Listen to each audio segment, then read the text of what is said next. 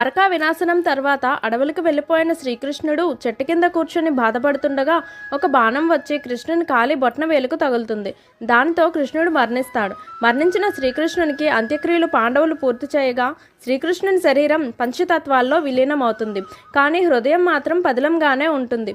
ఇది గమనించిన అర్జునుడు ఏం చేయాలో తెలియని అయోమయ స్థితిలో ఉండగా ఆకాశవాణి పలుకుతూ, కృష్ణుని గుండె బ్రహ్మ పదార్థం కాబట్టి దానికి అంతం లేదు. ఆ గుండెను సముద్రంలో విడిచిపెట్టమని చెప్పడంతో అర్జునుడు అలానే చేస్తాడు. ఆ సముద్ర ప్రవాహంలో ప్రయాణించిన కృష్ణుని గుండె ఒక వేప చెక్కకు అతుక్కొని నీలివర్ణంలో దగదగా మెరుస్తూ పూరిలో జగన్నాథుడిగా వెలిసింది. పూరిలో ప్రతి 12 సంవత్సరాలకు ఒకసారి విగ్రహాలను మార్చినప్పుడు పూరిలో కరెంటు మొత్తం ఆపేసి పూజారులు కళ్ళకు గంతలు కట్టుకొని చేతులకు పట్టీ వేసుకొని కృష్ణుని గుండెను ఒక విగ్రహం నుండి మరొక విగ్రహానికి మార్చుతారు. ఇలా మార్చినప్పుడు వారి చేతుల్లో ఉన్న గుండె కొట్టుకోవడాన్ని వారు అనుభూతి చెందినట్లు చెప్తారు. హరే కృష్ణ.